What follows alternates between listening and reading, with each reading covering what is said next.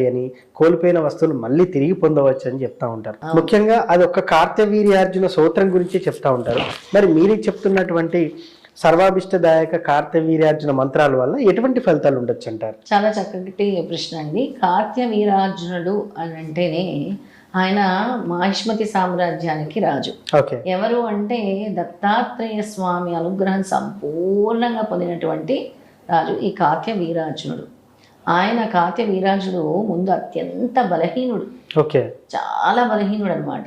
అసలు ఎంత బలహీనుడు అంటే 1000 సంవత్సరాలు తపస్సు చేసి దత్తాత్రేయ స్వామి అనుగ్రహంతో 1000 బాహువులు కలవాడు కార్తవీర్యార్జునుడు. ఇలా ఉంటాడు కార్తవీర్యార్జునుడు. 1000 బాహువులు. కార్తవీర్యార్జునుడు రాజు మాహిష్మతి సామ్రాజ్యానికి. 1000 మంది భార్యలయం. 50,000 సంవత్సరాలు మాహిష్మతి సామ్రాజ్యాన్ని పరిపాలించాడు. దత్త అనుగ్రహంతో 1000 చేతులు వచ్చిన తర్వాత